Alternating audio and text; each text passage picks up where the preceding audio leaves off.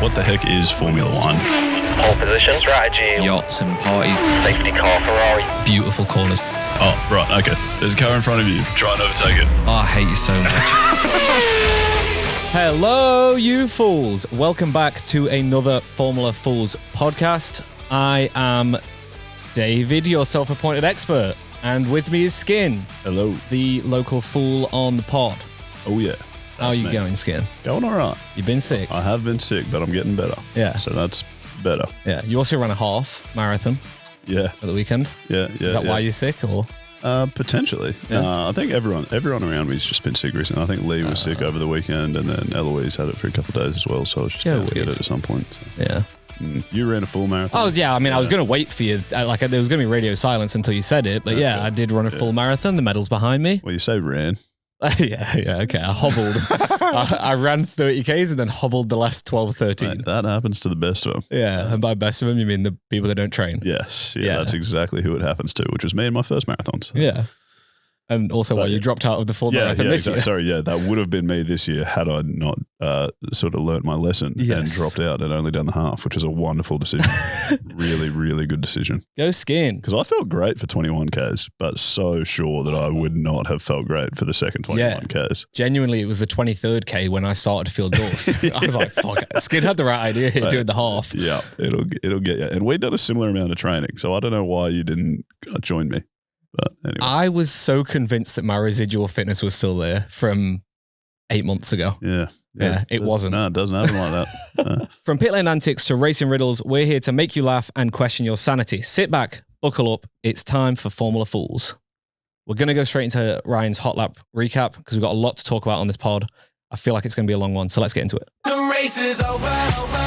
It's that time in the show for the hot lap recap. Let's go. All right, fools, buckle up for your hot lap recap from Silverstone, where the British Grand Prix served up a proper roller coaster, didn't it, of a race? Oh yes, rain, drama, penalties, and a home hero finally tasting British victory. Yes, Lando Norris did what every British fan was dreaming of. He won his first home Grand Prix. And, my goodness, it was emotional, wasn't it? The guy looked like he was about to cry in his helmet. You could hear him on the team radio weeping. On that slowing down lap, he called the win beautiful, didn't he? Saying it might be a once-in-a-lifetime moment. And it might be, you never know. Fair play, mate. Good race. I like that. And after all the ups and downs this season, soaking in the cheers from a record crowd of 168,000 people on race day, well, that must have been something pretty special, eh? I think there was over 500,000 people there across the entire weekend, which is a Formula One record. Whew, and it rained. Now, Oscar Piastri, he had been calm, hadn't he, and collected, leading through the chaos of rain showers and multiple safety cars. But then came his drama, a 10-second penalty for erratic driving during a restart.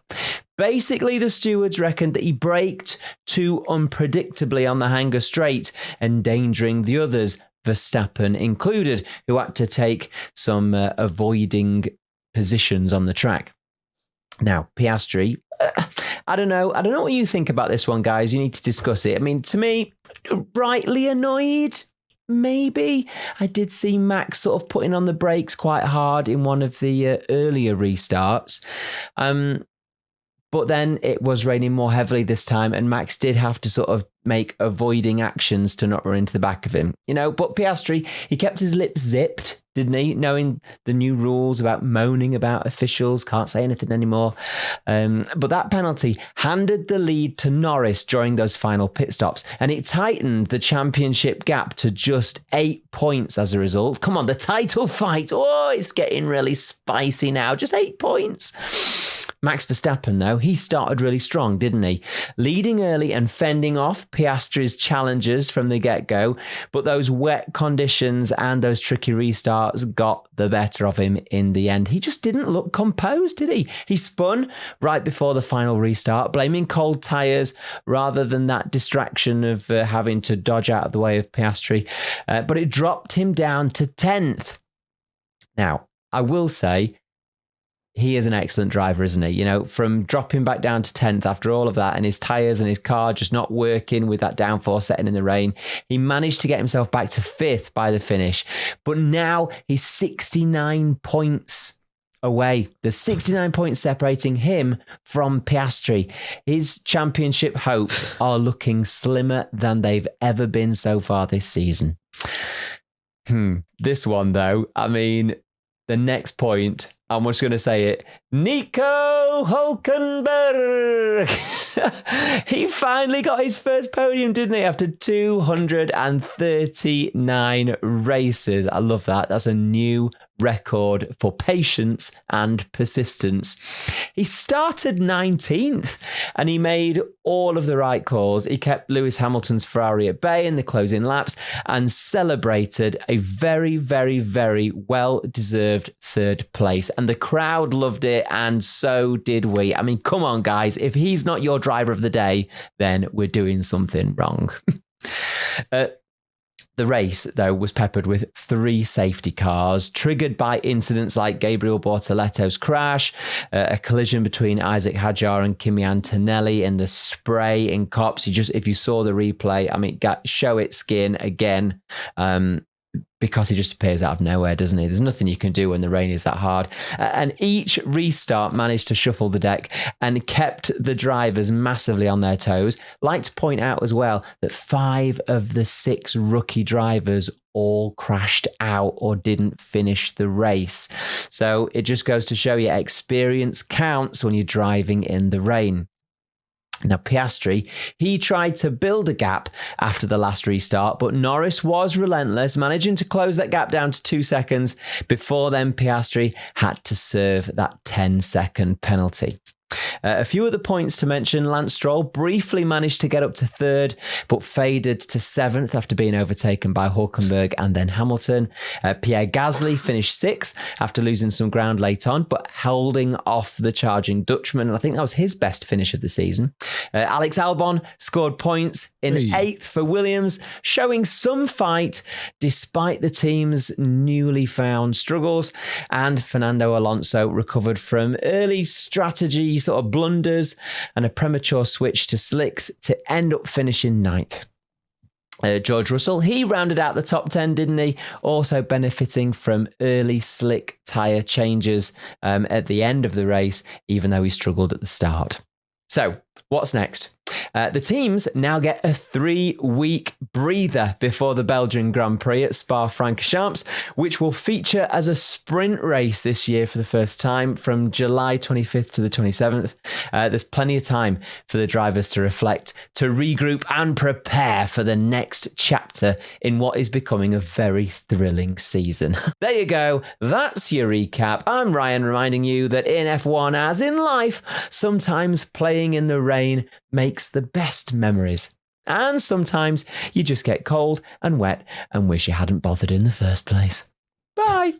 Excellent. Oh, I thought you were going to ask a question about the rookies. No, I wasn't. Did you figure it out? Yeah, I think so. So, 5 of the 6. Yeah. Kimi, Colapinto, Gabby, Hadjar, Lawson all crashed out. Yeah. Wait, who didn't crash out? Damon. Thank you. Lawson's crash. We didn't talk about that. We didn't talk about that. Let's do it. We haven't talked about anything because it's the start of the episode. Yeah. We're definitely not recording this after we finish the podcast. Yeah. But no, Lawson's crash was weird because he was blowing up about, I think it was Ocon. He was like, whoever that was just driven straight into me. Yeah, he's like, that Haas, what a fucking idiot. And then you see Ocon's on board. Yeah. And it looks like Lawson just drives straight into him. Yeah, like Lawson turns in on him. What happened? I think from Lawson's point of view that the Haas wasn't attempting to make the apex, but from the Haas's point of view, he couldn't make the apex because there was Yuki Tsunoda down his inside. Gotcha. So it's like from, Lawson would have turned in expecting that the Haas to turn in more. Gotcha. But the Haas couldn't because there was a Red Bull and there's no way Lawson would have seen that Red Bull. So that was the blow up. Okay. It was interesting seeing Lawson after the race though, in the press conference, and him going, the interviewer asked him a question like, oh, have you seen it yet? Like, what do you think now? He was like, no, I've not seen it. And he was like, still really pissed off. It's like, really? Mate, you should just go watch it before you come to the media pen. Cause it was your fault. Like it was 100% your fault. Yeah, right. Nico Hülkenberg. Oh, yeah. Hülkenberg. Sag's mal ein bisschen männlich. Hey. Hülkenberg. Gets better. Nico Hülkenberg.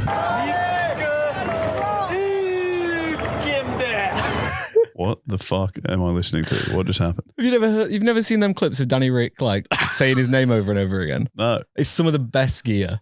Why? In what context? Why would he do that? They were teammates at Renault, and they just they were doing like a pundit like junket thing together, and he read his name, and like Nico corrected him on the pronunciation, and then from there on out, it was just he would always just Nico Hülkenberg. Right. He would just like go for it. Okay. So yeah, it's just a meme now. There you go. You know what I did see after this race? Obviously, Nico's been very in the media since the big podium. Yeah.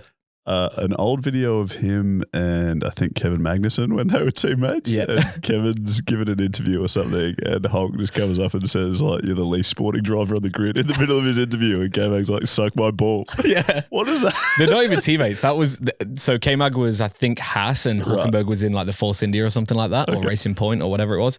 And yeah, just they hated each other. Really? Hated each other. Like had a massive rivalry, kept hitting each other on track, like were always in each other's way. And then when they became teammates, it was like, oh, how is this going to go? Because they, genuinely did not like each other for a while there. Yeah, right. Yeah. Oh, well, made for one very funny video at least. Yeah, one of the best videos.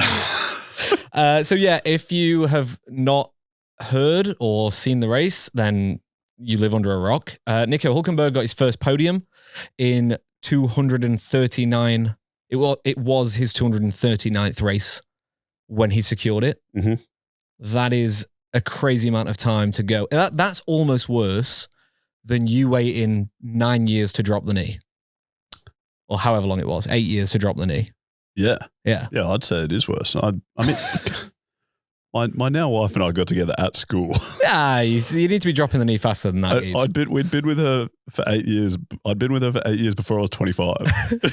Like I had no money. You proposed at 25? Yeah, something like that. You can't rush these things. I had no just money. Like my life was nowhere. I copped too much flack for that. You didn't start the Fools yet. That was the problem. Yeah. Hulk, on the other hand, well, he probably has some excuse as well. This is my question, right? How has that man gone 239 races without a podium? Because you watch him in the last 5 weeks. Yeah. And he's the fucking greatest driver of ever. Like, what is happening? Yeah. It looks like he's the best man to ever sit in a car. Like he starts at the bottom and then he finishes up near the top. It's like, that's what you want in a racing driver. I massively regret not putting him in my top 5 last week, because that would have been a fucking hell of a prediction, wouldn't it? But yeah, he's just a weapon. Honestly. What is happening? When he first came into the sport with Williams, everyone was like, oh, this guy is the next champion. Like he's gonna do special things.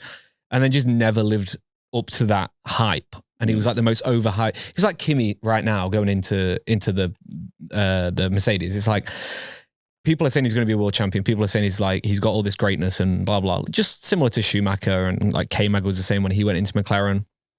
But we never saw anything from Hulk. He was very consistent, very good on the tires, always would get you points if your car could score points, but just never had that edge. Right. And then these last 5 races, I think I mentioned this 2 weeks ago as well. Like, he was out the sport. People had written him off. And then he made a comeback, and since his comeback has been the best driver of all time. And Audi, I said it again, a couple of weeks ago, I said it. Audi must be fucking loving his performance at the moment. True. So well done to Hulk. Mm. Yeah. So my question is like, so who has he driven for? Who has he ever had a fast car? Because like he's currently in the Sauber, which is like notoriously slow. Yeah. He's doing okay. I can't imagine if he were in a good car, he would not be winning races. He'd be doing well. Has he ever been in a good car? Not really. He raced Williams, Force India, Racing Point, Sauber on a few occasions, and then he's racing the Haas. Okay. So he was kind of like. Didn't you say he was Force India? Danny Rick's teammate at Renault? Oh, Renault as well. Yeah. Were they any good? Did Danny get podiums at the time? No.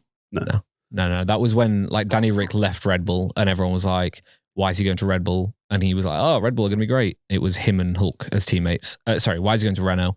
Him and Hulk as teammates. And then they were reverse great. Well, yeah, I mean, look at how they are now. That's a reverse great if I've ever seen it. So yeah, like he's just never been given a proper car. Even when he was in the Williams, like Williams were shit on. Well, not really. Like we were in midfield. We won in the late 90s, like 97 or whatever, and then in the early 2000s, it was like we were trying to get back onto the top step because it had been a few years, and so Hülkenberg was like the answer to that, and he never answered it. So gotcha. Yeah, okay, sucked for Williams. And then so as if Nico's not sort of getting enough praise already about this race and what he's done over the last few weeks, did you hear some of the radio messages between him and his team and his engineer throughout the race? I heard the ones at the end of the race, which I've put in the doco. Okay. But no, I've not. You surprised me with this 2 minutes before the pod. So Mate, you are missing out. Okay, I'm excited. So essentially, he ended up on the podium because of their strategy was just perfect, right? Perfect. Like you look at it in hindsight, it was like every decision they made was somehow the perfect decision. Like they just did all the right things. Yeah. And then you go back through the radio messages, and they're all just Nico. Oh, like, Nico was running the shots. Yeah, the engineer is saying like, all right, we need a box for slicks. We need a box for slicks. And he's like, nah. No, it's still wet out here. I'm staying out. Yeah, right. And then there's like later in the race, I think like maybe 10 laps later that he says, okay, what do you want me to do? And they say, you can stay out now. You can stay out now. And he goes, nah, man, these tires, they're too hard. I'm coming in the box. He just drives it. There's no like the team's probably not even in the pit lane. I don't even know. He's a weapon. Yeah, he just made all these decisions himself. We've got a couple of these here, so we'll play them now. We will box this lap. Nico, box for medium. No, you sure? I don't know. I would do that. Stay that. Wow. Yeah. He's like, no, I'm staying out. So that is amazing. He sounds so casual as well. Like, are you sure? Yeah. Because normally when I say normally, I'm the fool who hasn't watched much Formula One, but I feel like normally when I'm watching races, like even if it's like Lewis or someone, like Lewis is quite good, won all those things. Yep. People ought to respect him. But like you hear him on the radio and he's like he'll disagree with his engineer, but then he'll do what the team says. You pointed this out last week as well. That Lewis's engineer said to him, hey, pit this lap. And Lewis was like, no, I don't want to do it. And he was just like, pit. Yeah, exactly. And forced him to do it. Yeah, so it seems like most people just do what the teams say, and they just go with that strategy. Whereas Nico was just like, mate, I'm driving the car, brother. Fuck off. We see it sometimes where drivers will, like Lando's called some shots in Russia a few years back, lost him a podium. Max has done it a few times. Lou's done it a few. Like they do it, but it's not that often that they do it. I feel like it's probably more often in Sauber's case or like Hülkenberg's case because he's very experienced. But yeah, their radio messages don't get played that much during a race. So like these strategy calls, whoever's listening to it deciding to play it for the live audience would have been like, but it's just Sauber. They'll probably still finish out the points and then they go and do that. Got another one here that I really want to listen to. Tell me what to do. Stay out. No, my God, this tires are... Box. I'm coming to the box. Hülkenberg comes into the pits. What a weapon. What an absolute weapon. Oh, I love him. So some of the radio messages he got from his engineer, Podium P3 baby. I love that people are using baby as well. You know what I'm saying? Yeah, I think it's slightly different to how you use it. Nah, we use it all the time. Okay. Yeah, I've got an off-air story about that. Okay. Nico replied, I don't think I comprehend what we've just done. Oh my God. And then replied back from the engineer, Nico, absolute masterclass today. This has been the most overdue podium in Formula One history. Absolutely fantastic job. And I agree with that so much. So much.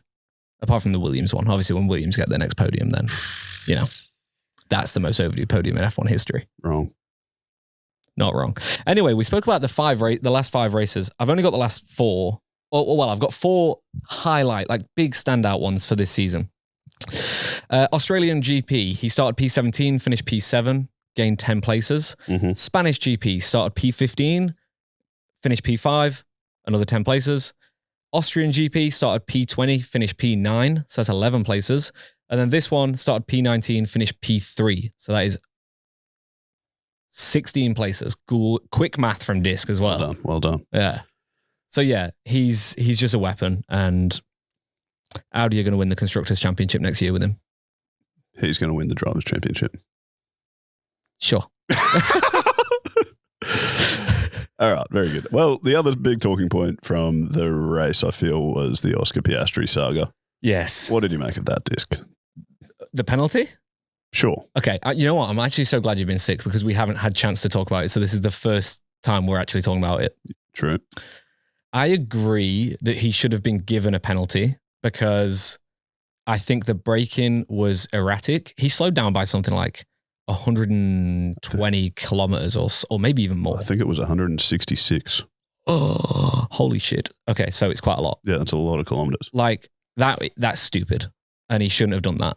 And so I agree he should have got a penalty. But I think when you look back to Silverstone 21, Lewis putting Max in hospital and getting a 10-second penalty. When you look at Max slamming into George a few weeks ago, getting a 10-second penalty, what Oscar did was dangerous, but he didn't do something on purpose to hit another car. So like, maybe don't give him a 10-second penalty. Like 5 would have probably been okay. Okay. Or, actually penalize Lewis and Max properly. I know the FIA is scared of doing that, but maybe let's penalize the world champions for doing stupid shit. Yes. Okay. I see what you're saying. Yeah. Because you would think a 10-second penalty for slamming on the brakes and slowing down by 166 kilometers in the wet when people can barely see, which is all very dangerous, probably seems reasonable with just that. But then Max deliberately driving into George probably, like at the time we were saying he probably should have been disqualified. Yeah. Yeah, exactly. Like they can't both be the same penalty. And that's the point, is the disparity between the two. Like one is something that Max did consciously. Oscar didn't mean to put Max at risk doing that. Like he braked consciously, but he didn't. I think if that was a dry race, different story. Because I think Max would have seen it. He would have seen it happening earlier. It wouldn't have been as dangerous. No chance of aquaplaning. And I think it would have been a very different story for the FIA. But I think because of the rain, that's why they gave him the harsher penalty. But I still think I think it's crazy. 10 seconds. Okay. Oscar's reaction since the race, though, or certainly immediately after the race, was like he was very angry about getting a penalty at all. Yeah. Like he sort of, it seemed like he felt like he did nothing wrong and should have just gotten away with it scot-free. Like it wasn't even really. Yeah. It wasn't even really he was saying anything about like the difference between that those two things should be different penalties or the FIA being inconsistent. No, he just thought no penalty. Yeah, can you understand that at all? What are the rules with especially with and without a safety car? Why does the safety car in that instance matter? Like surely slamming on the brakes and slowing down 166 kilometers is erratic and dangerous regardless of the situation. Yeah. Yeah, no, it is. The main rule that he broke from what I've seen is that when you're behind a safety car and the safety car is coming into the pits, you'll see all the pack slow right down, the safety car pulls away. That means that the lead driver, Oscar in this case, is the safety car.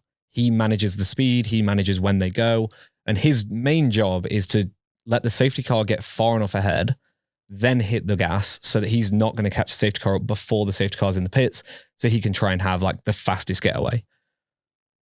So basically, the moment that safety car pulled away from Oscar, he became the safety car. He is in control of everyone behind him. So what he did was super fucking dangerous. If we saw a safety car do that, Bernd would be fucking sacked straight away. Bernd Meinlander, the safety car driver. Like, it would not happen. So Oscar broke like just a general, a very basic like safety rule of restarting a race. And he's the only one in control of that. And that's their main problem, is that he was in control of everyone behind him and he was looking after their safety. And he didn't look after their safety. Right. So that's their problem. Okay. So he was 100% deserved a penalty. Right. So why on God's earth does he think he did nothing wrong? Like what can you explain? No, I don't understand. Steelman his position at all. Like would he be, why would he have done that in the first place? Like he was just trying to get heat into his brakes or like what? Yeah. So like this is something that he's done before and people do quite a lot, but it was to the extent of how much he did it this time. Like when he did it, he did it early this season. I think he did it earlier that race. I think he did. He did something similar at the previous safety car. Yeah, right. Okay. So yeah, and he's done it this season before, but just not as intense as that one. So, but the whole point is to get heat into your brakes, but also like that's going to catch them off guard, which is going to throw their brake and tire heat up cycle to be out of sync. So then you're going to get an advantage on the restart. Like, that's why he's doing it. So, like, I understand that you can do it and it's legal, but it's to the extent that he did it was not legal and it wasn't safe. It was interesting to me, though, how on the radio he said, I don't think the penalty... I don't think the penalty before was very fair. I think we should swap back and race, as in swap him and Lando back. So not only did he think he shouldn't have got a penalty, but he assumed the team were behind him and thought he shouldn't have got a penalty, which I think they have backed him quite significantly. But there has to become a point where the team go, actually, mate, like, you're a bit of a fuckwit there. Like, you shouldn't have done that. Well, McLaren also seemed to think that the penalty was too harsh or that it shouldn't have been a penalty. Yeah, too harsh, sure, yeah. Yeah, but to then punish Lando, who's done absolutely nothing wrong, I think it was pretty big ass. Yeah, it felt bold. A bit like I play cricket and you're very experienced since we've been playing office cricket. A lot of office cricket. When we're playing office cricket, you'll hear me appeal for LBWs that are just not out. But you've got to ask. You've got to ask. Like, you've got to put the umpire under some pressure, and make them make a decision. That's what it felt like. Sure. He's like, if I ask, I might they might do something stupid and give me my first place back. Yeah. Sure. We don't have an umpire in the office as well, just for anyone. We don't hire an umpire full time, but yes. Exactly the same thing. Okay, Mercedes. They didn't have the best weekend. You know what I'm saying? I do. Qualifying wasn't too bad. I can't remember where they finished, but like they were okay in qualifying. Looked like the 1 lap pace was semi-decent. Mm-hmm. But their strategy during the race was just the worst shit I've ever seen. Pitting George on lap 1. Okay, like in hindsight, had that first safety car not happened, there was going to be 25 minutes or whatever it was of clean, like a dry track. So then they would have been quicker and they would have reaped the rewards of that. But also the first lap around Silverstone, we've got so many high speed corners. There's going to be a fucking crash. Mm-hmm. Like, come on. Do you know what I'm saying? I know what you're saying. So like Stroll's on the grid. I know he didn't cause any of them, but Stroll's on the grid. And we have Williams. This is true. We just break down every week. 2 weeks. But yeah, so I don't know. I feel like their whole strategy from the word go just sucked. Mm-hmm. Kimi wasn't helped with Hadjar just driving into the back of him because he couldn't see anything. Yep. So that ruined his race. But even just the rest of George's race, like where did George finish? Like P9 or some shit? P10? It just felt like they just had nothing, like no response after they ruined George's race on the first pit stop. Yeah. Like they had 52 laps after that to try and make something of it, and they didn't make anything of it. Yeah. You know what I'm saying? I do know what you're saying. It seemed like that for a few teams. Like at the start when it looked like it was going to be dry for a little bit and it was going to dry out. There was sort of like half the grid was tossing up, going to slicks straight away. I think a few people started in the pits to start on slicks, didn't they? And it just potentially, yeah. Well, Colapinto didn't even make the start. We've not even spoke about that. Yeah, anyway. But yeah, Ferrari did the same. Charles went in the pits so on Charles the lap did the same thing. I think Gabby did the same thing. There were a few people that did that. Gabby did as well. And it quickly, everyone sort of realized like, well, that was the wrong decision. And you need to be on intermediates. Yeah.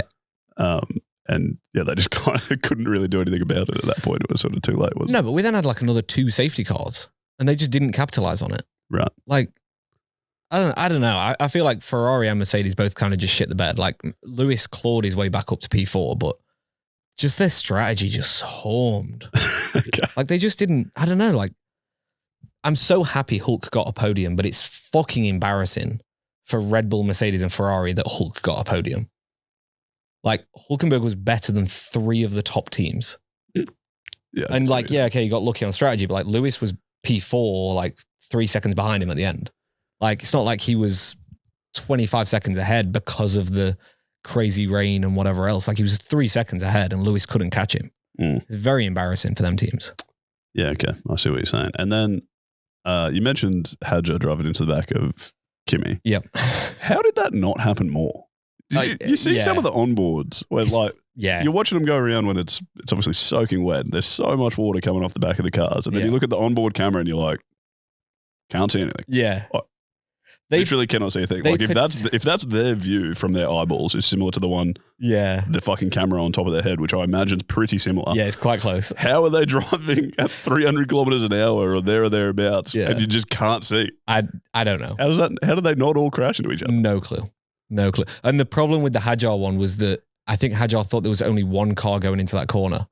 And there was two cars. There was Kimi and another car. So he thought that spray was just off the back of one, which is why he was then anticipating the distance between him and that one car, not realizing that Kimi was sat in the middle of them. So he drove into the back of him.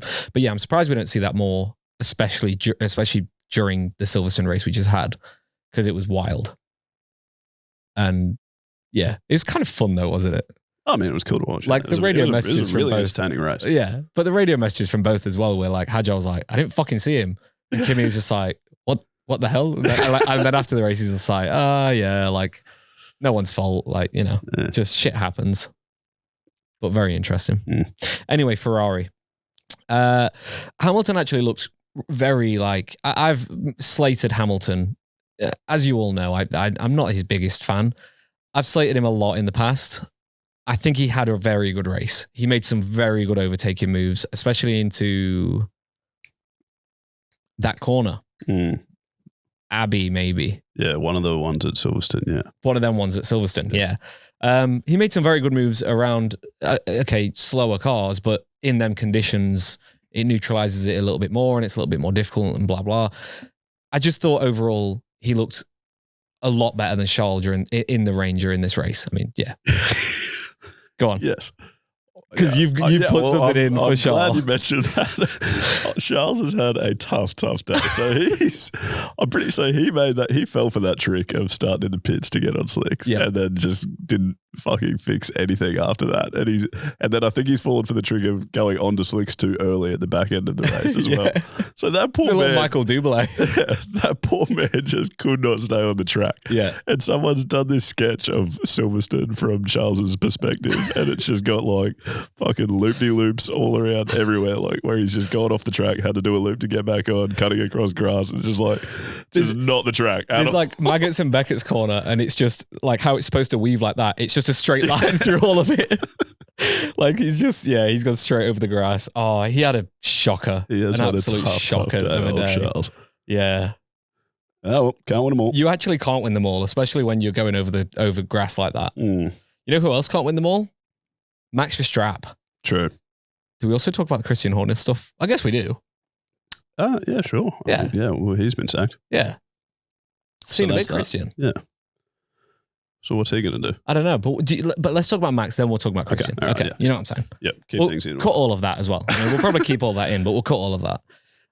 Max is obviously, I wrote this Tuesday, Max has been heavily linked to the Mercedes seat that is available for next year. After continued weekends like this, it wouldn't surprise me if he left, as in Red Bull's performance being dog shit. Yep. And now, with this news, there's two sides to the coin, isn't there? Is Max going to go, and that's why Christian's been resolved, because this Red Bull performance is shit, and Mercedes look like they've got a more stable team? Or is he staying at Red Bull, and that's why Christian has been sacked? Because he wants to help rebuild Red Bull to be in a good team and build the team around him, and he kind of is the leader of that. They're great questions, Disc. I don't have an answer for you because I'm not particularly high up at Red Bull. Oh, fuck. But yeah, no, I'm sure we'll find out at some stage. The Max certainly sucked this weekend. Yeah, not in qualifying though. Yeah, well, that's what I was going to say. Is so the car sucks is what it seems like, right? And so maybe that's got something to do with the Christian thing. Like their performance has been poor. As you said, I understand that. But so Max just keeps doing this thing where he'll be on the radio talking about how difficult the car is to drive. Yeah. Because it's such a bad car and no one can drive it. It's terrible. Yeah. And then he'll just drive an outrageously quick lap and put the car on pole. All of qualifying, he was complaining, and then he did that pole lap, and I'm like, what the fuck are you complaining about? It doesn't make sense. Like, it makes, but then you see him in the race, you're like, oh. Yeah. But yeah, that qualifying lap was just unbelievable. This isn't the first time we've said this season as well. Like, I feel like every pole he's gotten this season, I've been like very impressed with his driving. Yeah. Anyway. You know what I'm saying? I do, yeah. But yeah, in the race, just shit the bed. He had a spin after the safety car, which kind of makes sense to what he was complaining about in quali when he was saying the balance feels wrong. Like he was saying like corner to corner, the balance is just all over the place during free practice and qualifying. So his spin after the safety car, obviously also post-Oscar thing, Could have been, just off a little bit from that. It kind of makes sense to what he was complaining about earlier in the weekend, but it's still just weird to see this kind of thing from Max. We're not used to seeing him make these small mistakes, but also their strategy was not the best leading up to that point. Like, I don't know, I feel like the fact that Oscar was leading the race and they didn't really have anything to try and fight back. Did Lando pass him before the spin? Before the spin, I think. Okay. What was it? Is that how Lando got past him? Lando got past him when he came off the track earlier, and then Max got back past him in the pits when Lando had a slow pit. That was right. Yeah, that's it. And then I don't know how Lando got back past him. Well, then the spin. The spin, yeah. Yeah, when he dropped back to 10, yeah. Yeah. But yeah, like even when Lando went past him, it just didn't feel like they had anything, apart from that pit stop, they didn't have anything in the car to like help him race. And it just feels like they're just in no man's land and they're going backwards. And it's going to be very funny to see how this progresses next season. But now without Christian Horner. Yeah. Okay, Christian Horner. Do you think it's the right move for Red Bull to do? Forget Max. Just from Red Bull's point of view, do you think it's the right thing for them to do? Okay, again, I'm the wrong person to ask, Dave. I'm the F1 fool here. Yeah, but that's fine. But all I know about Christian Horner is he's been at Red Bull for 20 years. Exactly. That's all you need to know. They've had 2 very good periods of domination while he's been at Red Bull. It seems like he's a pretty good person to have leading things. Yeah. Exactly. Okay.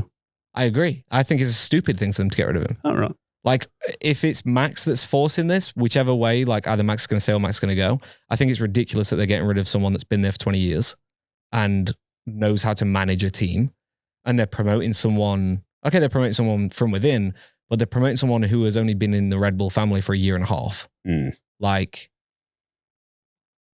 no disrespect to I always forget this guy's name, Laurel Mecki, whatever his name is. No disrespect to him. He's a fantastic engineer and he's a fantastic person in the F1 paddock. Okay. But a year and a half as team principal is not a long time.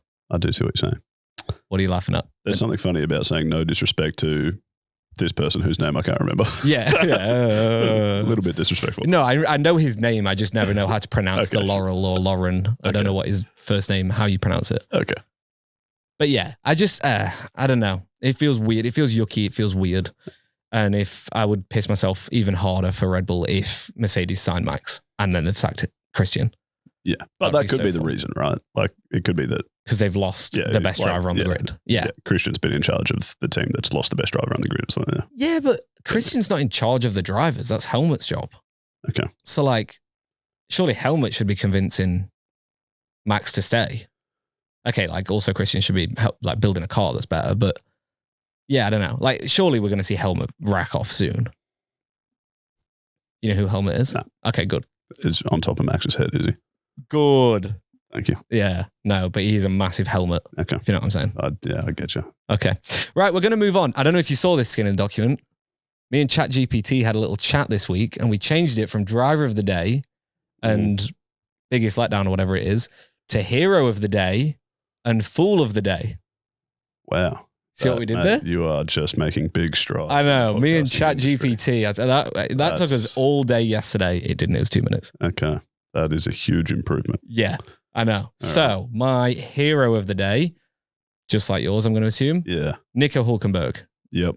Yeah, I can't think of anything more unique to say there. There's no one else that was that exciting. Yeah. I mean, James Vowles every week as well. Okay. He's great. He's a great man, does a great job. Please stop.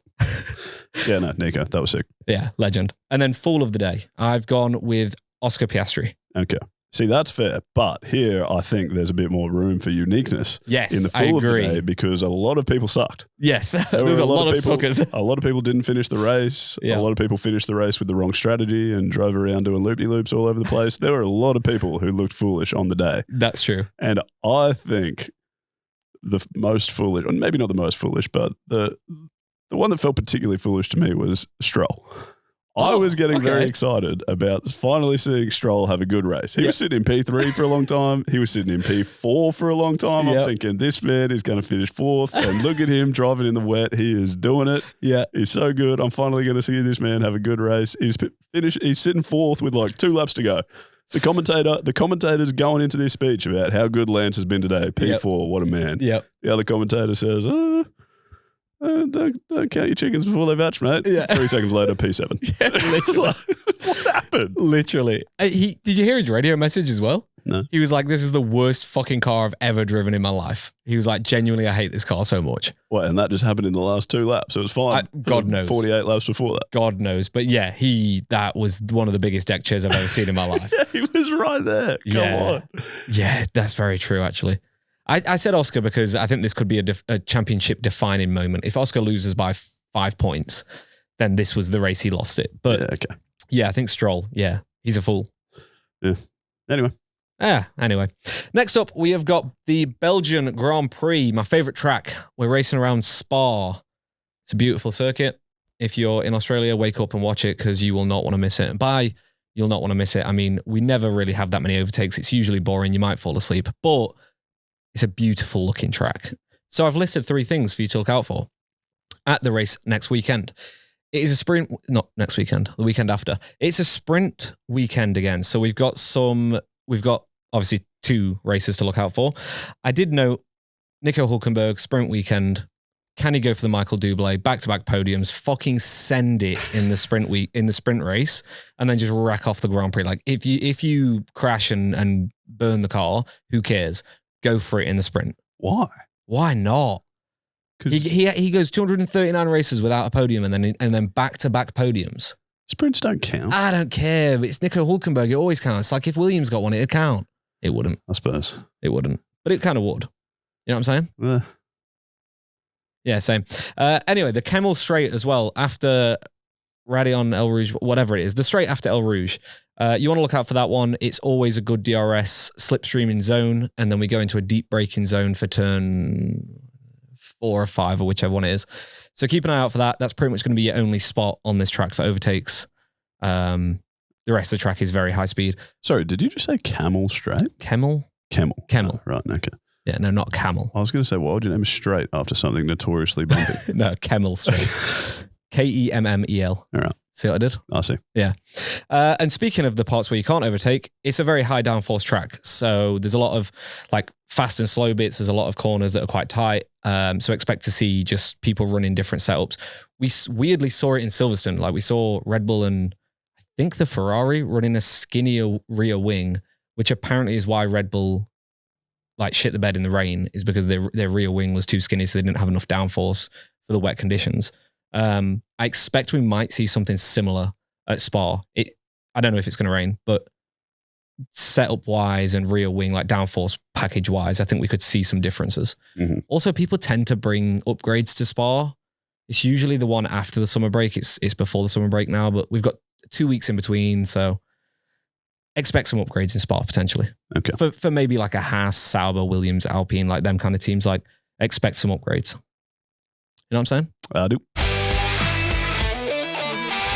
Well, that wraps up another lap at the Formula Fools podcast. We hope you enjoyed the ride as much as we did, and it is now your turn to join the Fools family by connecting with us on social media. You can also I'm supposed to read the social media. I was doing a big swallow and I didn't want to get it on mic kind of thing. Yeah. You know what I'm saying? Oh, yeah. Very good.